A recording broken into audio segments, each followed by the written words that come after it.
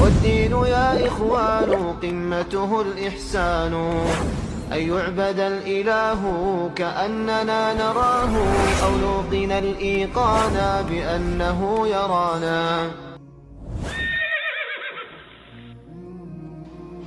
معاشر المسلمين، ولقد قال الشاعر شعرا فنعم ما قال: إني تذكرت والذكرى معرقة، مجدا تليدا بأيدينا أضعناه. هل اتجهت إلى الإسلام في بلد تجده كالطير مقصوصا جناحاه؟ وانزل دمشق واسأل سائر مسجدها، لعل الصخر ينعاه.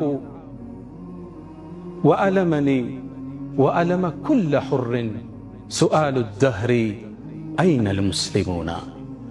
تعالوا بنا اليوم نذكر صفحاتنا الماضية المشرقة. ውድ ምእመናን፣ በዛሬው ጁምዓ ቆይታችን ላይ ስላለንበት ተጨባጭ ስለ ቀደምት አያቶቻችን ገድል እናወሳለን። በነቢዩ ዓለይሂ ሰላቱ ወሰላም ኩትኮታ ላይ ያረፉ፣ ዓለምን ያስደመሙ፣ የዓለም የትኛውም ገጽ እነሱን የሚያስታውሰን የሆኑትን ገድላቸውን እንተርካለን።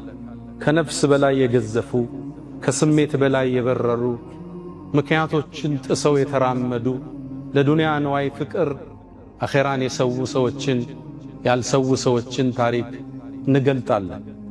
ዛሬ እንደምታውቁት ዓለማችን በከፍተኛ ውጥረት ላይ ትገኛለች። አቅጣጫው ወደየት እንደሚሄድ በማናቀው ጦርነት ውስጥ ትገኛለች።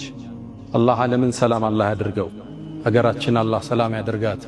ታዲያ የዓለማችን ተጽዕኖ አገራችንም ላይ አስተጋብቷል። ነገ ምን እንደሚመስል አናቀው። በተለይ ደግሞ አሁን በሰሞነኛው ጦርነት በኢራንና በአሜሪካ መሃል በሚደረገው ፍልሚያ ውስጥ አንድ ወሳኝ የሆነን ሰርጥ እናገኛለን፣ የሁርሙዝ ሰርጥ። ይህን ስም በተደጋጋሚ ሰምታችሁታል። መዲቁ ሁርሙዝ፣ ዘ ስትሪት ኦፍ ሁርሙዝ፣ የሁርሙዝ ሰርጥ እየተባለ የዓለም ሚዲያ ስለዚህ ሰርጥ ያወራል። ይህ ሰርጥ ምንድን ነው? ሁርሙዙስ ማን ነው ስንል እንጀምራለን። ይህ ሰርጥ የዓለማችን ነዳጅ 25% በዚህ ሰርጥ ውስጥ ያልፋል። የዚህ ሰርጥ መታወክ በርካታ ነገሮችን ዓለም ላይ ይቀይራል። ይሄው አገራችን ላይ እንኳን ጥላው መጥቶ የነዳጅ ሰልፉ ለጉድ ነው። ይሄ ጉዳይ ወር ሲቀጥል አገራችን ዓለማችን ምን ይመስላል የሚለው አስጊና አሳሳቢ አድርጎታል። አላህ ለአገራችን ሰላም አላህ ያምጣ፣ ሰላሙን አላህ ያብዛል። ታዲያ ይህ ሰርጥ ሲነሳ አንድ ደማቅ ስም ይነሳል። ዛሬ ስለ ፖለቲካው አላወራ፣ ሁርሙዝን መነሻ አድርጌ ግን ደማቁ ታሪካችን እመለሳለሁ። ሁርሙዝ ማን ነው? የአካባቢ ፐርሻን ኢምፓየር ይባላል። ኢራንን የያዘው ቦታ የፐርሺያኖች ስሮ መንግስት፣ የፋርሶች ስሮ መንግስት ደማቅ ግዛት ሀያል ነገስታት ነበሩ። ታዲያ ከነሱ ነገስታቶች ውስጥ አንድ ታዋቂ ጀነራል አለ። ማንም አይበግረው፣ ተራራም ቢፈልግ ሰንጥቆ መሄድ የሚችል ታዋቂ ጀግና ጀነራል አለ። ሁርሙዝ ይባላል። ይህ ሰርጽም የሱ መታወሻ ይሆን ዘንድ ቦታው ተሰይሞለታል። ታዲያ በሰይድና አቡበክር ስዲቅ ዘመን ከነቢዩ እልፈት ሰለላሁ ዐለይሂ ወሰለም ከዓመት በኋላ አካባቢ ሰይድና አቡበክር በኻሊድ ብን አልወሊድ መሪነት ፐርሻን ኢምፓየርን እንዲከፍቱ ሰራዊቱን አሰማሩ። ኻሊድም ይህን ጦር እየመራ ወደ ፐርሻን ኢምፓየር ሲጠጋ የፋርሶቹ ጦር ፊት ለፊት ተገናኘው። የጦሩ ጀነራል ሁርሙዝ ይባላል፣ ይሄ ሰርጥ የተሰየመለት። ታዲያ ፊት ለፊት ሲገናኙ ሁሉም ጦራቸውን አሰለፉ። ፍልሚያው ከመጀመሩ በፊት ማንም አይበግረው ሁርሙዝ ወደ ሜዳ ወጣና ኻሊድ የታለ ብሎ ተጣራ።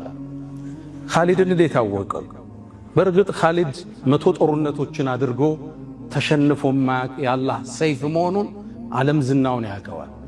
ኻሊድን በመግደል ታሪኩን ሊያሸበርቅ ፈለገና ኻሊድ የታል ወጦ ይፋለመኛል። ከጦሩ መሃል ያ የነቢዩ ደረሳ ኻሊድ ብን አልወሊድ ወጦ ተሰየመ። ከዛም ሁርሙዝም አስከተለና ጀግና ወንድ ከሆንክ ውረድና ከፈረስህ እንፋለም አለው። ይሄ ጀግናም ኻሊድ ወረደ። ሁለቱም ፈረሳቸውን መጥተው ወደ ሰራዊቱ መለሱት። ሜዳው ላይ ሁለቱ ተገናኙ። የሁለት ዓለም ጀግኖች ማን ያሸንፍ ይሆን? ፋርሶቹ እርግጠኛ ናቸው እንደሚገለው ኻሊድ። ሙስሊሞቹ ደግሞ የኻሊድን ማንነት ያውቃሉ። ጦርነቱ ሀብሎ ተጀመረ። ሁለቱ ተፋለሙ። ሰራዊቱ ይመለከታል። አቧራው ጨሰ፣ ሰይፎች ተላተሙ፣ ጦሮች ተወረወሩ። ታዲያ ሁርሙዝና የፐርሻን ኢምፓየር የኻሊድን አስደማሚ የጦር ቴክኒክ ተመለከቱ። ሁርሙዝ እንዲህ አይነት ሰው ገጥሞት አያውቅም። እንዲህ አይነት የካራቴ ችሎታ ያለው የጦር አሰነዛዘር፣ የሰይፍ አመካከት ብቃት ያለውን ጀነራል ገጥሞት አያውቅም። እንደተደመመ አቧራው ድንገት ሲገለጥ የኻሊድ ሰይፍ ደም እያፈሰሰ ነበር። ሰሃቦቹ ተክቢር አደረጉ። ያን ትልቅ ጀነራል ኻሊድ ፊት ለፊታቸው ላይ አጋደመው። ኻሊድ ብን አልወሊድ ረዲየላሁ ተዓላ ዐንሁ። ሰራዊቱ ራደ። ሁርሙዝ ይገረፋል ብሎ አላመነም፣ ይሞታል ብለው። ያኔም ኻሊድ ስነ ልቦናቸው እንደተናደ ሲያቅ ሰራዊቱ ሙስሊሙ እንዲያጠቃ አደረገ። ትልቁን ጦርነት በድል ተወጡት። ያ ጦርነት ካዚማ ይባላል። የተላተሙበት ቦታ ካዚማ ስለሚባል አሊያም ዛቱ ሰላሲል የሰንሰለቱ ጦርነት ይባላል። ሰንሰለት የተባለበት ፐርሺያኖቹ ሰራዊቱ እንዳይሸሽ ራሳቸውን በሰንሰለት አስረው ነው የሚዋጉት። አይሸሹም፣ ግንብ ናቸው። ከሞቱ ይሞታሉ፣ ካልሆነም ያሸንፋሉ። በሰንሰለት ራሳቸውን ጠፍረው ነው የሚወጡት። ይህን ሰንሰለት ጥሰው ኻሊድ ብን አልወሊድ ከሰራዊቱ ጋር ድል ያደረጉበት ታሪክ ሁርሙዝን ያስታውሰናል። የትኛውም የዓለምን ቦታ ብትገልጡ የነቢዩ ዓለይሂ ሰላቱ ወሰላም ተማሪዎችን አሻራ ታገኛላችሁ። የነቢዩ ዓለይሂ ሰላቱ ወሰላም ሰሃባዎች ሰንሰለት ይዞ ይውጣ፣ ሰይፍ ይዞ ይውጣ ጥሰው መሄድ የሚችሉ ጀብደኞች ነበሩ። ከዱንያ ፍቅር በላይ ያለፉ። ኻሊድ የሰለመው ከሁደይቢያ በኋላ ከፈትሕ መካ አቅራቢያን የሰለመው ግን ከሰለመ በኋላ ከፈረሱ ወርዶ አያውቅም። ወደ አገሩም ተመልሶ አያውቅም። እስልምናን ሲያሰፋ ሀገራትን ሲከፍት ፈረሱ ሳይወርድ ኻሊድ አላህን ተገናኘ። ባለፈው በስፋት እዚህ ቦታ ላይ አንስተናል። ወደ ሙዕታ ጦርነት ነቢዩ ዓለይሂ ሰላቱ ወሰላም ሩሞቹን ለመላተም ሲልኩ ጃዕፈር ከተገደለ፣ ዘይድ ከተገደለ፣ አብደላህ ብኑ ረውሓ ከተገደለት ባንዲራውን ተተካኩት ብለው ነበር። ሦስቱም ተገደሉ። ጦሩን ማን ይምረው? ልብ በሉ፣ የሙዕታ ጦርነት ፋርሶቹ ሌላ፣ ይሄኛው ፐርሺያን ኢምፓየር ነው፣ ያንኛው ሮማን ኢምፓየር ነው። ያንኛው ሊላተሙ ነው የሄዱት። 200 ሺህ ጦር፣ ሙስሊሙ 3000 ጦር ብቻ ነው። ያን ባንዲራ ተቀበሉና ኻሊድ ወይ አንተ እንድትመራው ነው ያዝንልህ አሉት። ያኔ ኻሊድ ባንዲራውን ሲይዘው ነቢዩ ዓለይሂ ሰላቱ ወሰላም መዲና ላይ ሁነው አሁን አሉ ባንዲራው የአላህ ሰይፍ ላይ ወደቃሉ። ነቢዩ ዓለይሂ ሰላቱ ወሰላም ኻሊድ ብን አልወሊድ ተሸንፎ ማያቅ ጀግንነቱ በታሪክ አምድ አሁን ድረስ የጦርነት ስትራቴጂው እየተጠናለት ያለ ጀብደኛ የኔ አንተ አያት ነው ኻሊድ ብን አልወሊድ። 100 ጦርነት አድርጎ ኻሊድ አልተሸነፈም። በአንድ ጦርነት ላይ እጁ ላይ 9 ሰይፍ የተከሰከሰበት ጀግና ባይበግር ነበር ኻሊድ ብን አልወሊድ። እሱም የሚተካው እስካሁን አልተገኘም። የእሱን የጦርነት ስትራቴጂ የሚተካው አልተገኘም። ሮሞች እንኳን ቅድም ያልኳችሁን ፐርሺያን ኢምፓየርን ያሸነፉት ሮሞች እነሱን ሊጋጠም አሰላለፋቸውን ላይ ከፍ ካለ ቦታ ላይ ወጣ። ሲያያቸው ሳቅ ኻሊድ። የዓለማችን ትልቁ ጦር ነው ያነ ጦር። እነዚህ ሰዎች የጦርነት ቴክኒክ አያውቁም ማለት።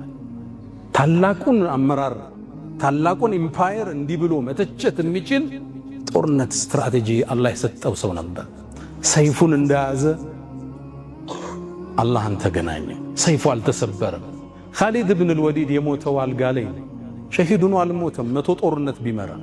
ለዛ ነው ኻሊድ ብን አልወሊድ አልጋው ላይ ሆኖ የሞት አፋፍ ላይ እንደደረሰ ሰውነቱን አየ። ሰውነቱ ብዙ ቦታ ቆስሏል፣ ተጎድቷል። ከዛም አንድ ቃል አለ፣ አልጋዬ ላይ ልሞት ነው አለ። ያን ሁሉ ጦርነት አርጌ ላ ናመት አዕዩኑል ጁበን አለ፣ የፈሪ አይን እንቅልፍ ትጣል። ሞት ጦርነት የሚገል ቢሆን እኔ አሁን ፍራሽ ላይ አልሞትም አለ። በርግጥም ነቢዩ ዓለይሂ ሰላቱ ወሰላም እንዳሉት አንድ ሰው የእውነት በአላህ መንገድ ሸሂድ ለመሆን አስቦ ፍራሹ ላይም ቢሞት የሸሂዶች ደረጃ ያደርሰዋል ብለዋል። በርግጥም ኻሊድ ከሸሂዶች አላህ እንደሚመድበው ጥርጥር የለንም። እስልምና ሁርሙስ ቦታው ሲታወስ የዓለማችን የትኛውም አቅጣጫ ብትሄዱ የእስልምናን ደማቅ አሻራ ገልጣችሁ ታነባላችሁ። ከስሜታቸው በላይ ነበሩ። ለዚህ ግን ሁሉን ነገር ከፈሉ። ጠንካራ መሰረት ይዘው ጥለውት ሄዱ። እስልምናን አሁን እንዲደበዝዝ ታረገው ይሆናል እንጂ ልታጠፈው አትችልም። መሰረቱ ጠንካራ ነው። ብዙ ደም ብዙ አጥንት ውስጡ ገብቶበታል።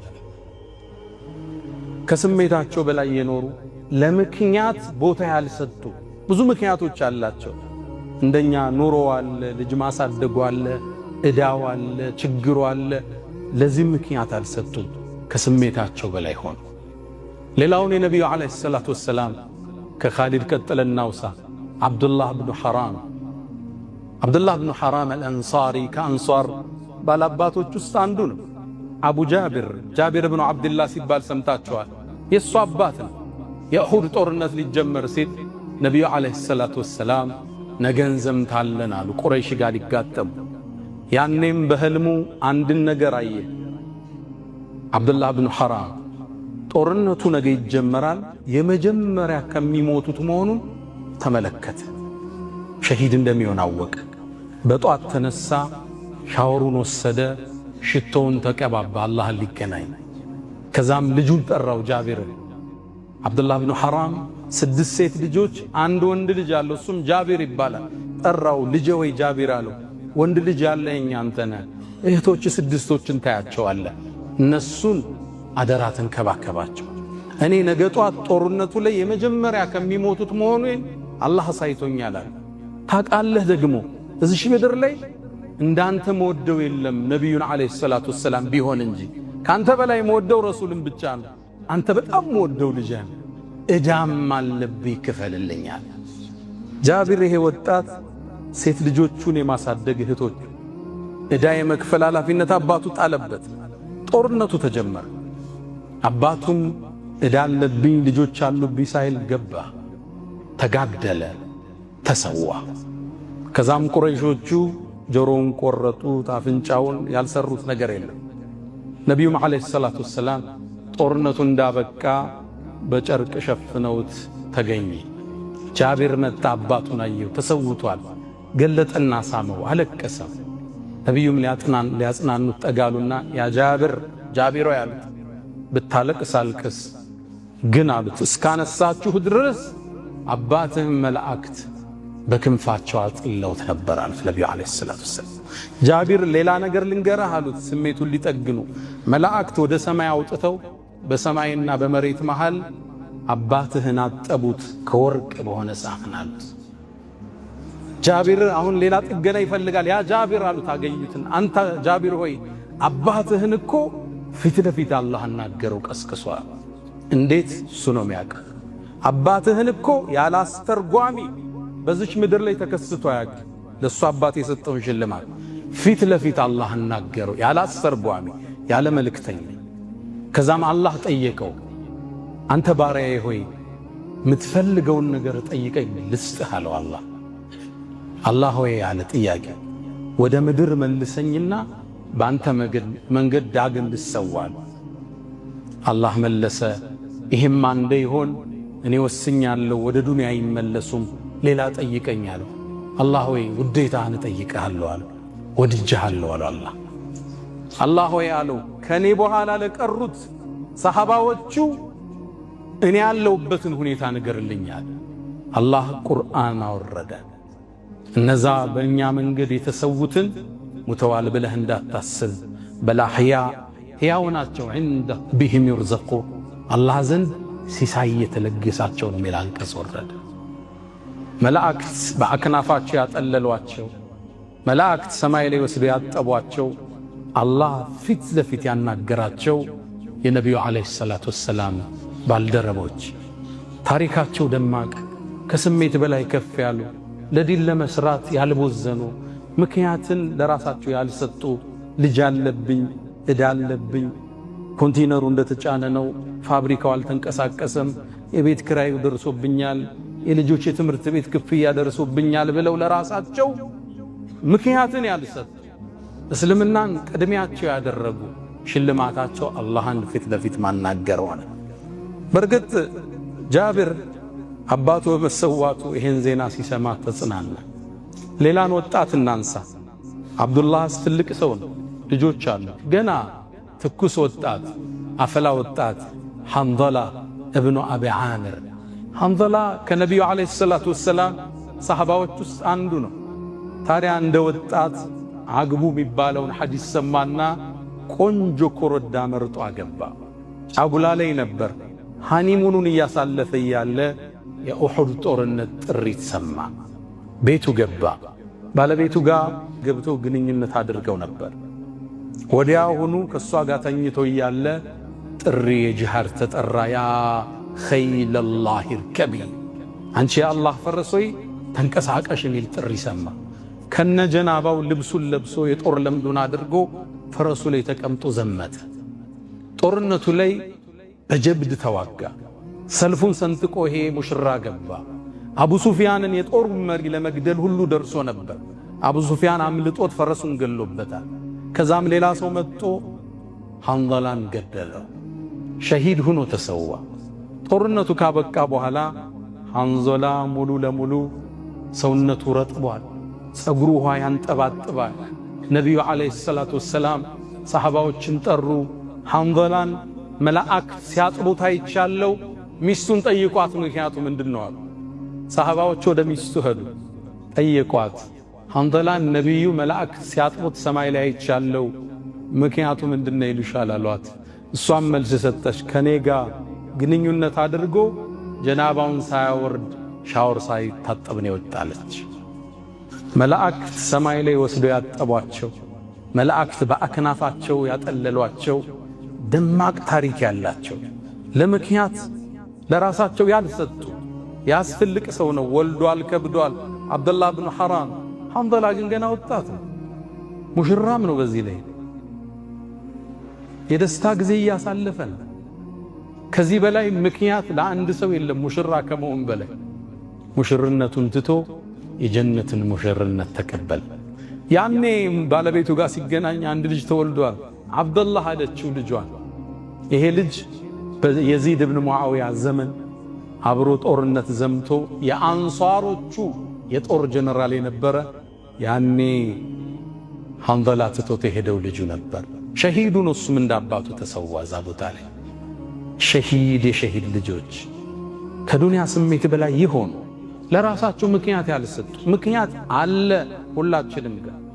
ሀብታሙም ኮንቲነሩ አልተራገፈለትም፣ ፋብሪካው አልተንቀሳቀሰለትም፣ ኤክስፖርት ያረገው ብሩ አልደረሰውም፣ ኢምፖርት ያረገው አልተሸጠለትም። ምክንያት አለ። ሰደቃ ላለመስጠት ለዲላ ለመስራት አንድ ምክንያት ሁላችን ጋር አለ። ሰው ማለት የአላህ ባሪያ ማለት የሰሃቦቹን ፈለግ የተከተለ ማለት ግን ይሄም ምክንያት አልፎ ለኢስላም የሚኖር ለዲኑ የሚኖር ለዲኑ አስተዋጽኦ ለማድረግ እቅድ ያለው ምድር ትቷት እንደሚሻገር ሁሌ የሚያስብ ከዘካው ውጭ ከሰደቃው ከገንዘቡ ሐቅ ያስቀመጠ ሐቁም ማዕሉም ነው የሚለው ከገንዘባቸው የታወቀ ፖርሽን የሚያስቀምጡ ናቸው የአላህ ባሮች። ከዘካው ውጭ ዒልም ያለው በዒልሙ፣ ዕውቀት ያለው በዕውቀቱ፣ ሀብት ያለው በሀብቱ ይሄን ዲን ማሸጋገር። ዱላው ቅብብሎሽ እኛ እጅ ላይ ደርሷል።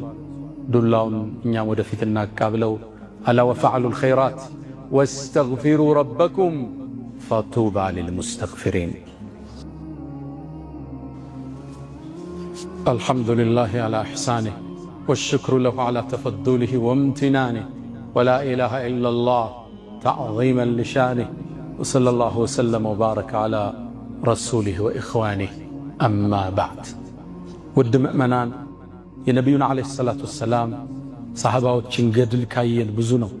ከነሱም በኋላ የመጡትን ሰዎችን ታሪክ ካየን ከስሜታቸው በላይ የገዘፉ ከዱንያ ፍቅር በላይ ከፍ ያሉ ይሄ ዲን ሁሌ ጭንቀታቸው የሆነ ይሄን ዲን ማስፋፋት ይሄን ዲን ተወዳጅ እንዲሆን መጣር የህይወት ጥሪያቸው የሆነ ይሄ ሐሳብ ለደቂቃ ማይለያቸው ናቸው። መንገድ ላይ ሲሄዱ የሙስሊም አምባሳደር መሆኑን ያውቃል። ከዋሸ እስልምናን ነው የሚያሰድበው፣ ካጭበረበረ እስልምናን ነው የሚያሳድበው። ሁሌም የእስልምና አምባሳደር መሆናቸውን ያመኑ ጀግኖች ነበሩ ሰሐባዎች። ከነሱ በኋላ የመጣን አንድ ሌላ ጀነራል እናውሳ። ጣሪቅ ብን ዚያድ ይባላል። የአሁኗን ስፔን ታቋታላችሁ። የድሮዋ አንደሉስ ሙስሊሞቹ ለ850 ዓመት ያስተዳደሯት ስፔን፣ እሷን እናስታውሳለን። እሷን ማን ከፍቷት ገባ? ጀነራሉ ጣሪቅ ብን ዚያድ ይባላል። በዓብድልመሊክ ብን መርዋን ዘመን ሙስሊሞቹ 7000 ጦር ይዞ በመርከብ ተንቀሳቀሰ። ስፔን ዳርቻም ላይ ይህ ጀነራል ወረደ። እንደ ወረደም የሚላተማቸው ግዙፍ ጦርና ኃይለ ብርቱ መሳሪያ የታጠቁ መሆኑን በእርግጠኝነት አውቋል። ያኔም አብረው የወረዱት ባልደረቦቹ እነዚህ ጋማ ተፋልመን መዳኛ የለንም ብለው ፍርሃት ገባቸው። ያኔ ከኋላቸው ጥቁር ባህር ነው ያለው፣ አቋርጠውት የመጡት። ማታ እንደተኙ መርከቦቹን በአጠቃላይ አነደዳቸው። ጣሪቅ ብን ዚያድ የጦሩ ጀነራል። በጠዋት ሲነሱ መርከቦቹ ይነዳሉ። ሙስሊሞቹ ተነሱ። ሰራዊቱ 7000 ጦር ጠላት ያቃጠለባቸው መስለው ፈሩ። ጣሪቅ ብን ዚያድ ሰበሰባቸውና ታሪካዊ ቃል ነገራቸው። ከኋላችሁ ጥቁር ወንዝ ነው ያላላችሁ፣ አድኑም ብትሸሹ። ከፊት ወሚን አማሚኩም ጠላት አለላችሁ፣ ተፋልማችሁ ለፉ አላቸው።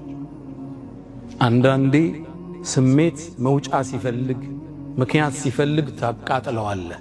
መመለሻ የለኝም ካልክ ለስኬት ትታጫለህ። ያኔ መርከቦቹ ነደዋል። ወደ ወንዙ ቢሸሹ ሞት ብቻ ነው ያለ፣ መዳን የለም። እፊት ለፊት ግን የማሸነፍና የመዳን እድል አላቸው። የሞት ሽረት ውስጥ ከተታቸው። ጦርነቱ ተጀመረ። ተስፋ የለሽ በሆነ ሰራዊት ስሜት ገቡና ተፋለሟቸው።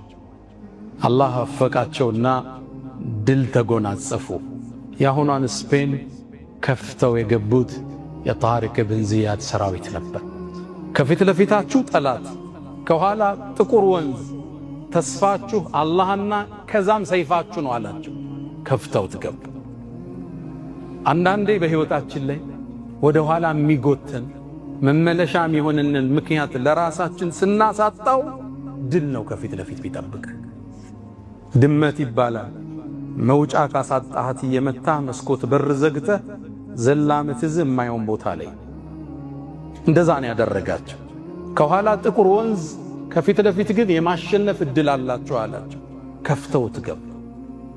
ሰሃባዎቹ ሲታወሱ፣ ሰለፎቹ ሲታወሱ ጀብዳቸው የበዛ ከዱንያ ፍቅር በላይ ከፍ ያሉ ለዚህ ድን አስተዋጽኦ ለማድረግ ወንዞችን ቆርጠው የተሻገሩ ይሄን ጉዟቸውን ውጤታማ ለማድረግ መርከቦቻቸውን ሁሉ በሳት ያነደዱ የአላህ ጀግና ባሮች ነበሩ።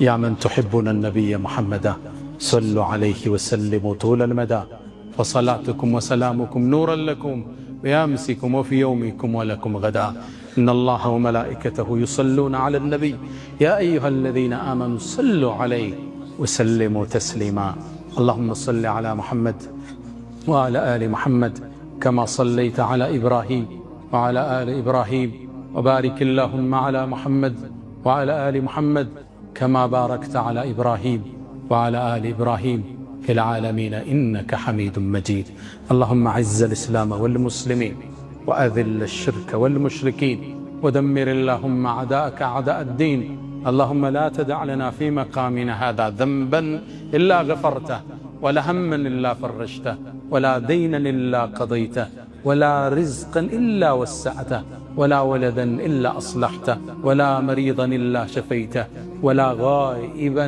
إلا رددته ولا مجاهدا إلا نصرته اللهم إنا نسألك العفو والعافية والمعافاة الدائمة في الدين والدنيا والآخرة اللهم ربنا آتنا في الدنيا حسنة وفي الآخرة حسنة وقنا عذاب النار ألا فأقم الصلاة